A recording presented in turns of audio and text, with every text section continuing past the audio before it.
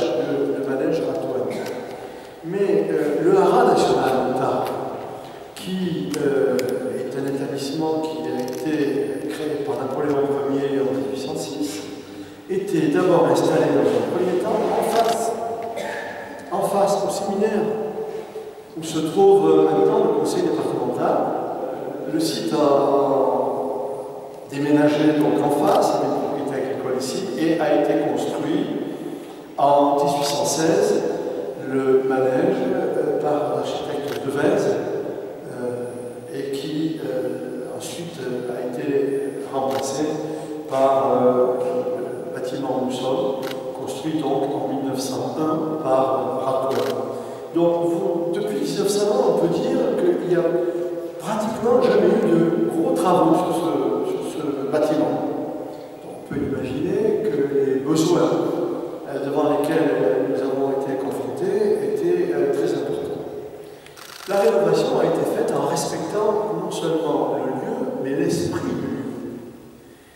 C'est-à-dire que tout a été quasiment reconstruit à l'identique et avec les méthodes de l'époque. Par exemple, la toiture qui était également ainsi que les lambris que vous voyez au-dessus, tout cela a été refait à l'identique. La toiture a représenté à elle seule 55 000 ardoises qui ont été posées à la main, à l'ancienne, donc cloutées. Nous avons retrouvé les couleurs de l'époque, ainsi que les couleurs, vous voyez que les couleurs ocre ne correspondent pas aux couleurs qu'il y a aujourd'hui sur notre bâtiment, mais là, ce sont les couleurs d'origine, et progressivement, on a refait la porte couleur d'origine.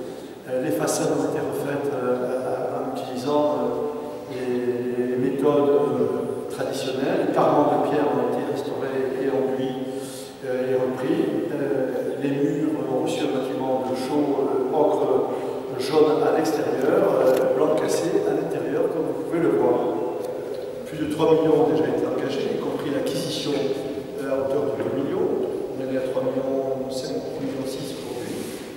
Et nous avons été accompagnés déjà pour une bonne partie de ces travaux par l'État, qui nous a attribué une subvention de 800 000 €. Le conseil départemental, 300 000 €, 2 fois 150 000, et le conseil régional, 150 000 €. Bien évidemment, la ville de Tarbes assumant la charge de financement qui convient.